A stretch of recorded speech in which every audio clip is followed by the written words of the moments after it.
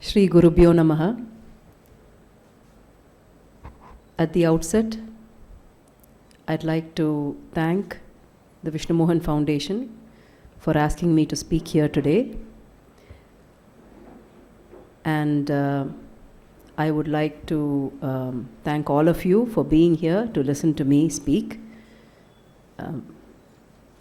Tirubala Srinivasan is here. He's a good friend.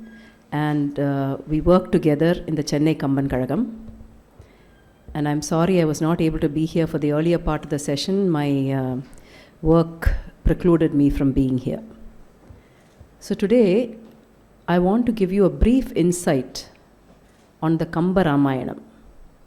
As you all know, Kamban lived in the 12th century.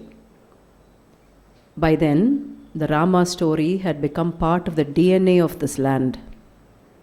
Valmiki's epic was available, as were the pasurams of the Alvars. Kamban was enthralled by the Rama story.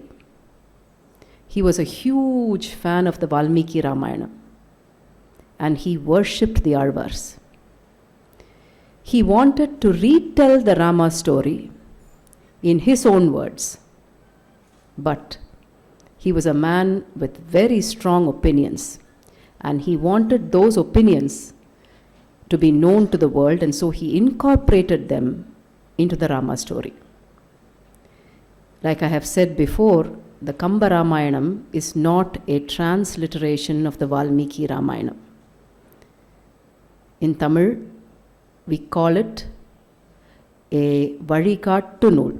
The Valmiki Ramayanam simply showed the way for Kamban to compose the Kamba Ramayana. There are many changes that Kamban made. He altered the flow of events. To give you an example, in Valmiki Ramayanam, the Brahmastram comes first. So Indrajithan uses the Brahmastram first, and after that, the Nagapashastram.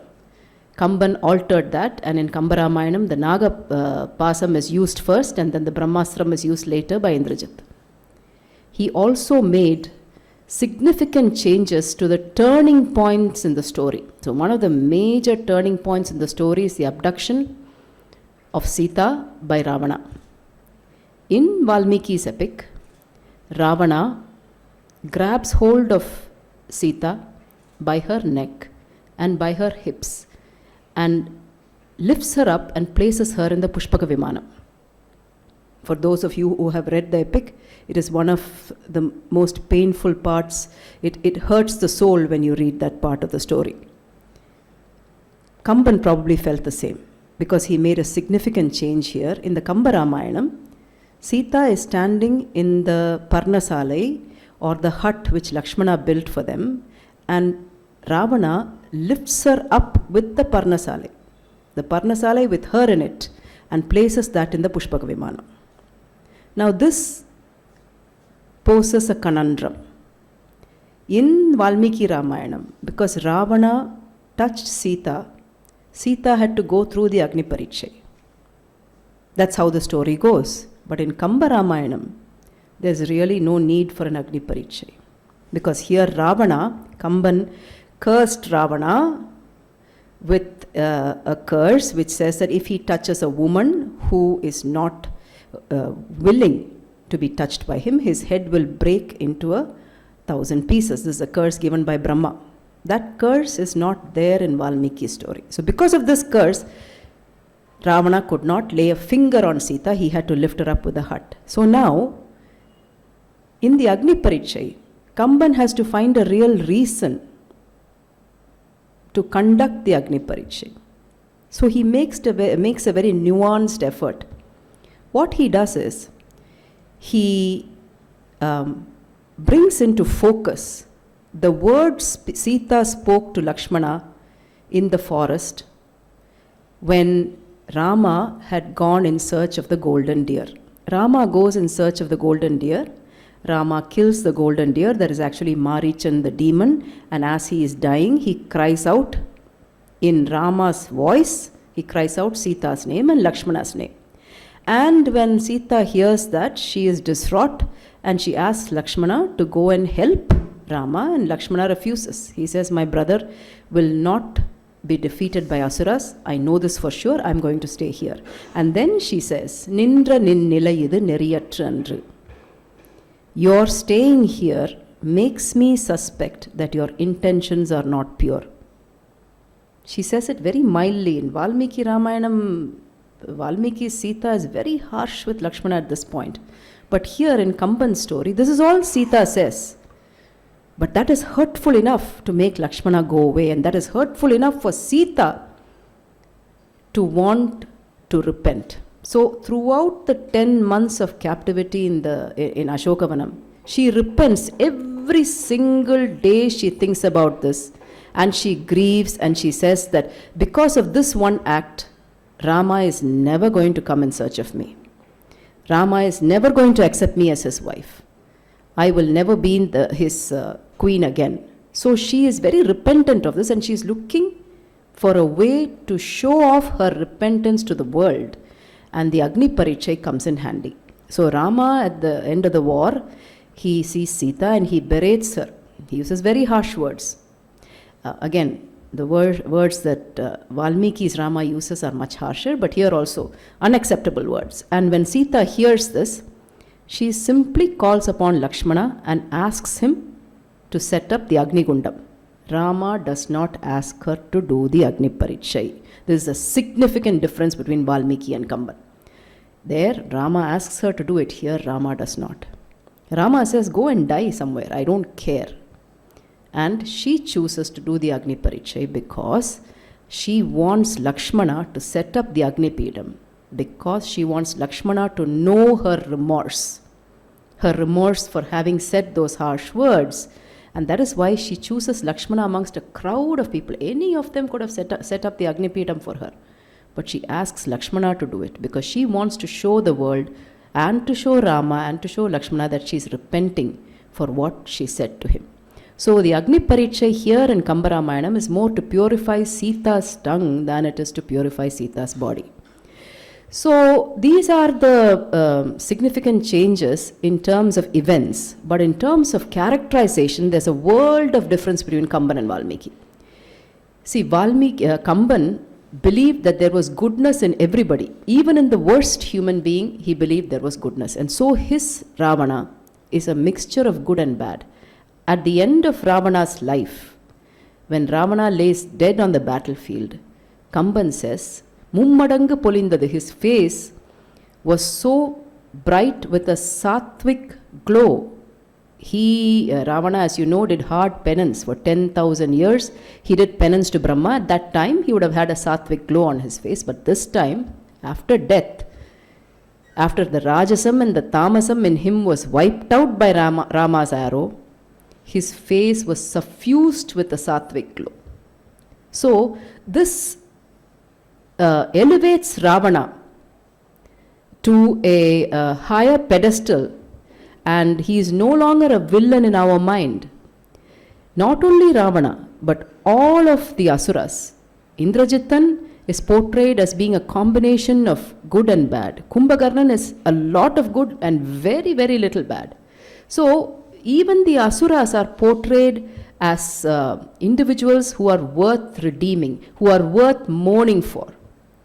At the end of the epic, one feels sorry not just for Sita, who had to go through so much hardship, but also for the Asuras, who unnecessarily lost a great legacy. That's a feeling the reader is left with at the end of 10,800 songs. Now, needless to say, even the bad people, within quotes, the bad people among the in Ayodhya are actually good people. Kaikeyi, she is a mystery. Nobody can say if she is good or bad. In Kamban's opinion, there is a lot of good in her, and she sends Rama to the forest because Raman tolpugal amudinai ulagam paruga vendum. The world has, how else will the world know about the greatness of Rama? If Kaikeyi had not sent Rama to the forest, how else would the world have come to know of the existence of Rama? So Kaikeyi also, in Kamban's opinion, did some good.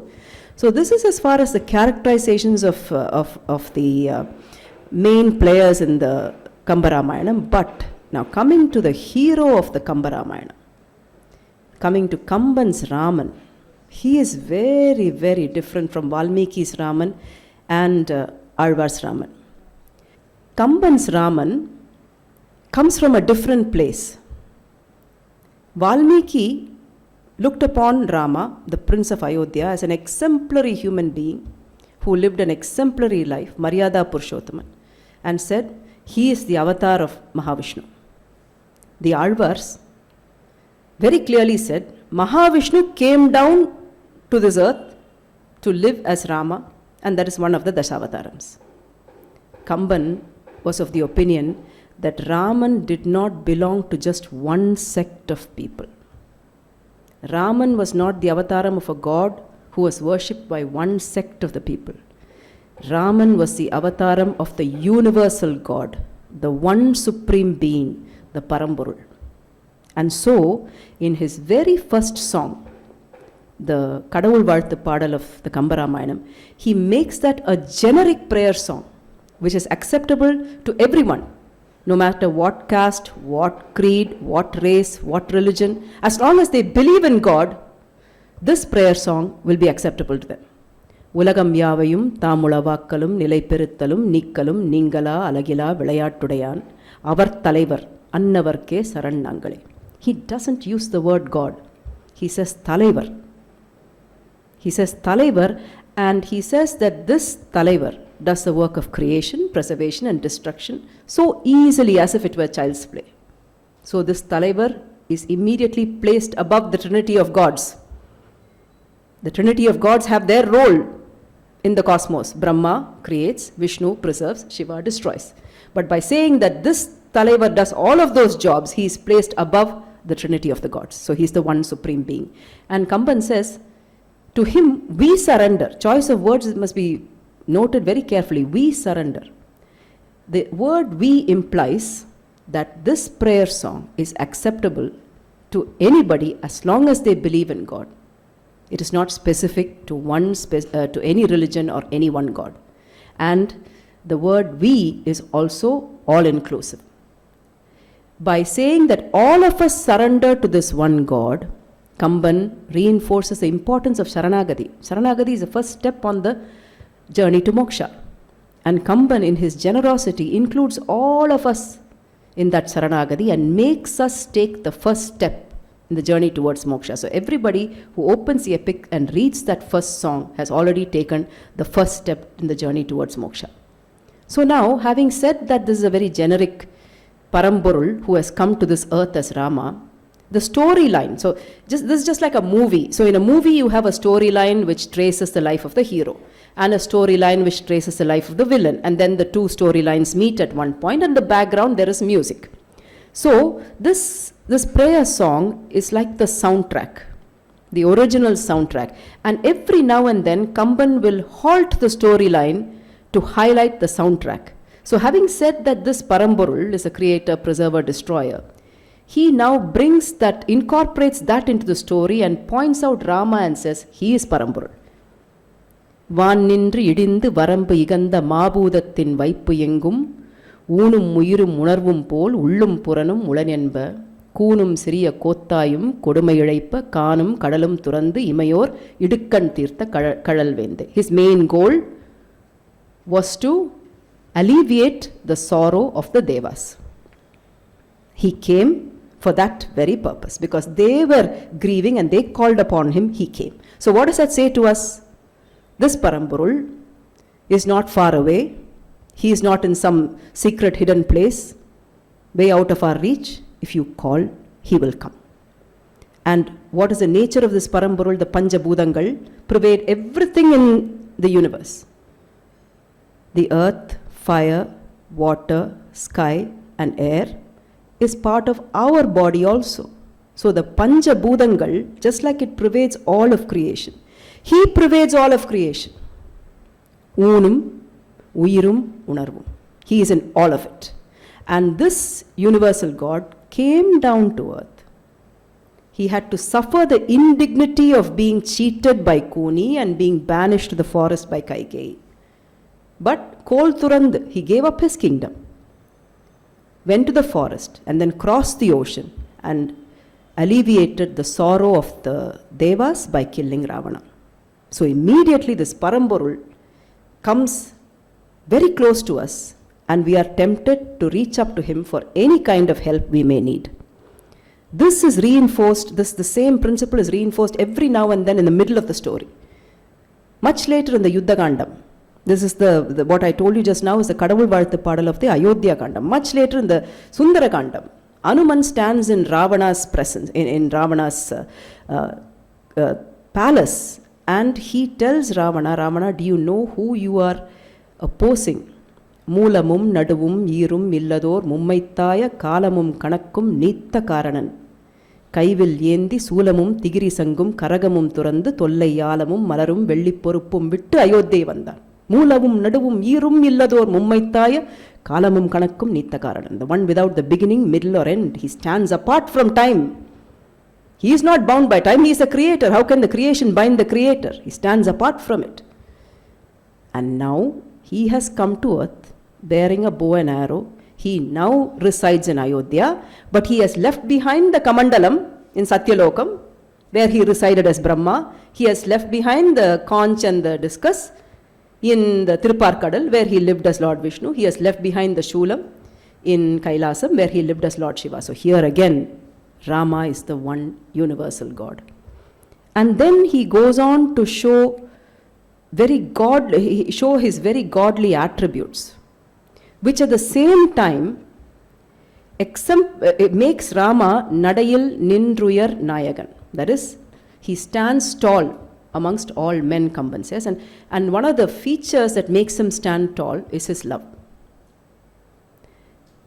Kamban does something strange. He brings out the characterization of Rama through the words of his enemies. Rama had two main protagonists in the epic. One was Vali and the other was Ravana. So Vali is about to go and fight with Sugriva. Sugriva has called out Vali for battle. Vali is about to go and fight with Sugriva, and he's stopped by his wife Tare. She says, don't go and battle Sugriva. Sugriva has somebody to help him now.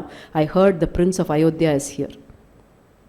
And Vali looks at Tare and he's furious with her. He tells her, Thambiyar alladu வேறு உயிர் இம்பரில் இல்லது என்று எண்ணி ஏந்தவன் எம்பியும் யானும் எதிர்த்த போரினில் அம்பு இடை தொழுக்குமோ அருளின் நாழியான்.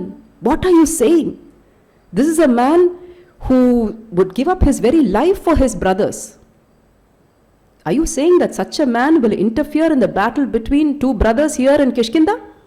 And he tells Tare, I am not punishing you because you are a mere woman. You are a mere woman, and it's your habit to say such foolish things. And unfortunately, Vali did not realize that he was on the wrong side of that fence. Somebody who loved his brothers so much, it is only natural to assume that he would be disgusted by Vali, who tried to kill his own brother and abducted his brother's wife. That's why Rama had an enmity against Vali. Vali didn't realize his mistake. He was completely blind to it, so full of arrogance. So he was on the wrong side of that argument. Vali didn't realize that. But yet he praised Rama. The other one who praised Rama is Ravana himself. Vali talked about Rama's love. And Ravana talked about Rama's pulanadakkam, about how Rama is a sthita prajna. So in the heat of the battle, after the first day of war, Ravana is soundly beaten. He loses all his weapons. He is standing on the battlefield as a nirayudan. And Rama says to him, Indru poi porukku nalaiva. He comes back to Lanka and he has a long conversation with his granduncle Malyavan. He tells Malyavan, I saw something strange in the battlefield today, which I want to share with you. எரித்த போர் அறக்கராவி எண்ணிலா வெள்ளம் எஞ்ச பறித்த போதும் அந்த பரிபவம் என்னை முதுகில் பற்றி பொறித்த போதும் அந்நாள் கூனி கூன் போக உண்டை தெரித்த போதும் இருந்தது அல்லால் சினமுண்மை தெரிந்ததில்லை. He says Rama's bow was eschewing 1,000 arrows. The arrows were killing the asuras and the bodies were just piling up on the battlefield. Some of those arrows struck me in the back and caused me a lot of pain. At this time I watched Rama's face and I observed a strange expression on his face. To give you, to explain that expression to you, I have to take you back to his childhood days in Ayodhya, when he felt sorry for this woman called Mandare. Mandare was being called Kuni because she had a bent spine. That is not her fault that she had a bent spine. She was born with it. So Rama, out of his kindness, as a child, Rama, out of his kindness, took a bow, took an arrow, and put a mud ball at the end of it, Mannunde, so that it won't hurt Kuni. At the same time, the pressure will straighten out her spine. And he used that Mannunde ambu on Kuni's back to straighten it out of concern for her. At that time, his face would have portrayed childishness, kindness, and concern. I saw that same expression today, Ravana says. And yet, I am his worst enemy. I am his greatest foe. I have abducted his wife. This was his expression when he was battling me. So Ravana tells us that Rama was a Sthitaprajna. Again, a wife will never praise her husband in public. Never. Because most women feel it's bad luck to do so. But Sithai tells Hanuman, Indai piravukku iru maadarai sindayalum todeen என்ற செவ்வரம் தந்த வார்த்தை திருச்செவி சாற்றுவாய். Rama has given me his word that he will not touch another woman in this birth with his thoughts. That again is an example of Rama's Pulanadakam. So you would expect that Kausalya, Sumitra, Bharadan, Lakshmanan, Dasharathan, all of these would be the people, Hanuman, would be the people praising Rama, but here you get to know most about Rama from the least likely people. From the people least likely to say it. And then there is a very important aspect of Rama where Kamban suddenly removes his form from our mind. He wipes out the image of Rama, and in that place he puts the image of Dharma. And I think this is what Mahatma Gandhi followed throughout his life. I have read some of his books where he says that, to me, Rama is the epitome of Dharma. Rama is the very object of Dharma. Dharma was not an attribute of Rama's, Rama was Dharma. So, along these lines, Hanuman tells Ravanan about this aspect of Rama.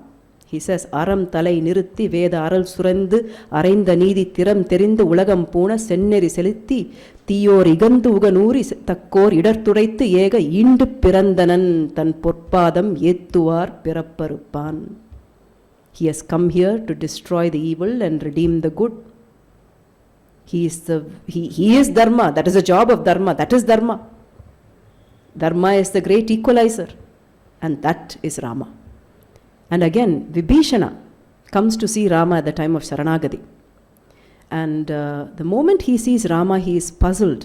He's at a loss for words. He is not able to describe Rama because he doesn't see a human form there. He sees the form of Dharma, and he's confused by it initially. He says, Veeranai nokki angam menmayir silirpa kannir vaara nenju urugi sengan anjana malai andru agil கார்முகில் கமலம் பூத்தது அன்று இவன் கண்ணன் கொலாம் ஆரருள் சுரக்கும் நீதி அறநிறம் கரிதோ என்றான். He looks at Rama and he says, is this an Anjana Malai, a mountain made of kajal with red eyes? No, it doesn't look like it. Is it a dark rain cloud studded with lotuses? What a beautiful expression. A dark rain cloud studded with lotuses, because Rama looks like that. He is dark-skinned with red eyes and red fingernails and red toes. Is this what I see? He says, no. Even Kannan Kolam, for sure he is dark. Ararul Surakkum Nidi Araniram Karido is the color of Dharma, black. Because black is usually associated with evil. And here I see that the color of Dharma is black.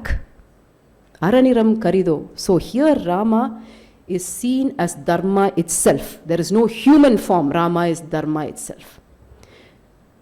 Now, having shown Rama's attributes, Kamban doesn't forget that he is a Manudan. At the end of the day, he is a human being.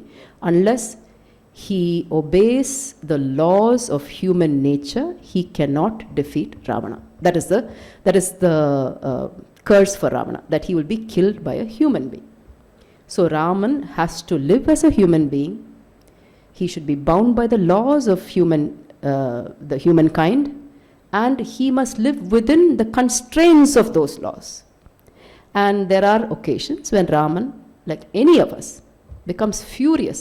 Anger is very much part of human nature. In Tamil they say it's a uyir gunam. It cannot be eliminated until you die. You can control it, but you cannot eliminate it. So Raman has fits of temper, shows his fits of temper when the need arises. That is called jitakrodham. But sometimes it exceeds the boundaries and limits of what is acceptable. For instance, when Sita is abducted by Ravana, Raman is grieving, mourning, extremely sad, and he is looking for her along with Lakshmana, and they come upon Jadayu, who is bleeding to death because Ravana has cut off his wings. It's a twin blow for Rama. His wife has been abducted, and he is going to lose a man who was like a father to him. Rama is so upset. He says, I am going to destroy all the three worlds and everyone in it. Can you imagine the universal God, his wrath, saying that he's going to destroy all the three worlds and everyone in it? At that time, Jadayu, who is taking his last breaths, says to Rama, Rama, whose fault is this that you are in this situation? வம்பு இடை கொங்கை வஞ்சி வனத்திடை தமிழ் வைக கொம்பு இடை மானின் பின் போய் குலப்படி கூட்டிக் கொண்டீர். அம்பு இடை செங்கண் ஐயன் மீர் ஆயும் காலை உம்பிழை என்பது அல்லால் உலகம் செய்பிழையும் உண்டோ? He says, வம்பு இடை கொங்கை வஞ்சி வனத்திடை Tamil வைக. You had a beautiful woman living with you in the forest. You should have protected her. கொம்பு இழை மானின் பின் போய் குலப்படி கூட்டிக் கொண்டீர். Who asked you to go after that golden deer? Both of you. And because of that, you brought disgrace to the solar dynasty.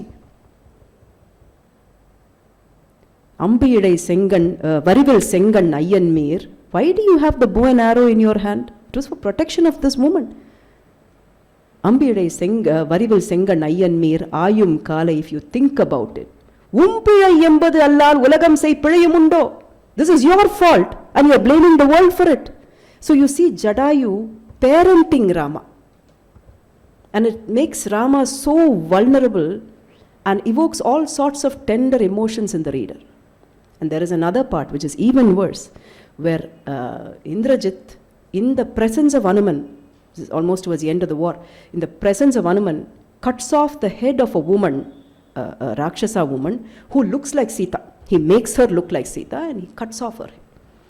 And Hanuman is the only one in the entire epic who calls Sita Amma. And it is a Sri Lankan version of Amma. Amme, Amme, he says. And he sobs and he comes to Rama and says, Sita has been killed. At that time, Rama is ready to kill himself. And it is Lakshmana who makes Rama stand up and tells him, do your duty. Finish off these Rakshasas. It doesn't matter. You came here to finish them off, now do your duty. By then, Vibhishana goes into the Ashokavanam disguised as a bee, and he sees that Sita is very much alive and comes and tells Rama this news. So, you see moments where even God loses his focus because God is now living as a mere man. And finally, the Vali episode. This is where Rama is at his most vulnerable. Hanuman plays a great part in this. Hanuman tells Rama everything about Vali's power, Vali's devotion to Lord Shiva, all the boons that Vali has got from Lord Shiva. But Hanuman fails to tell Rama that Vali has prior knowledge of Rama, that Vali venerates Rama, that Vali thinks Rama is is the greatest human being, that Vali has so much admiration for Rama. So, when you admire someone so much and that person kills you, how would you feel? So in the angst of that moment, Vali argues with Rama and says that, and also Vali has a lot of ahangaram in him. He fails to accept that this was his fault. So he argues with Rama, and at the end of that, Vali's final question is, Rama, you say that I am an evolved creature, that I am equivalent to any human being you know, because I am talking about the rules of Dharma. If I am an evolved creature, equal to any human being you know, then why did you kill me like an animal from in hiding? Why did you not come and fight with me face to face? Or sit and talk with me? Find a solution. Why did you kill me from in hiding? And at that point, Rama is not able to answer and he hangs his head. This is where Rama accepts that maybe the Vali Vadai was my fault. And later on he tells Hanuman this. Sugrivan is about to be crowned as a king of Kishkinda. And Raman asks Lakshmanan to go and do the honors. Hanuman says, why don't you come into the city of Kishkinda? Why are you staying here in the forest? And Rama says, no. I have lost Illaram, my wife. Because of that, I have lost the Dharma of a householder. And now I have killed the king of a very prosperous nation. And so, again, I have lost the moral authority and right to be associated with Dharma, and so I have to do penance. And I have to stay here in the forest and do penance. Let Lakshmana go and do the coronation of Sugriva. And I very strongly believe it is the Vali episode that gave Rama the strength to look upon Ravana on day one of the war and say, Indru poi porukku nalaiva. Because the Vali episode made him reevaluate himself. His principle of Dharma made him reevaluate himself, made him have a hard, this is what we need to do as human beings. Every now and then we have to have a hard look at ourselves and see, are we going on the right path? And Rama did a course correction, and as a result of that, he was able to say, Indru poi porukku nalaiva, to his worst enemy. If he had killed him that day, at that moment, Sita would have been reclaimed 10 days earlier, 10 days less of agony for her. But he didn't do it. So, you see that Kamban's Raman is Paramburul himself, but he comes down to earth and is very much a human being like any one of us, battles with the same situations or similar situations that we would, and he shows us the way to do that battle in a just and dharmic fashion. So Kamban's Raman, while he is Paramburul, a person to be venerated, he is also an example for every one of us. I will end by saying, quoting Sugrivan, who says, Veru ula kuduvayellam manudam vendradamma. He says there are many groups in the Ramayana story, you know that. There are the Vanaras, there are the Asuras, the Devas, and then the Manudar. And Sugrivan says, Manudam has won because Rama has come as a Manudar, not as a Vanara, not as a Devan. He has come as a Manudam. So the Manudam has won, and that victory is entirely because of Rama, and that is why Kamban named his epic Ramavadaram. It is not Kamba Ramayanam, it is Ramavadaram. And Kamban's opinion of whose avadaram that Rama is very clear.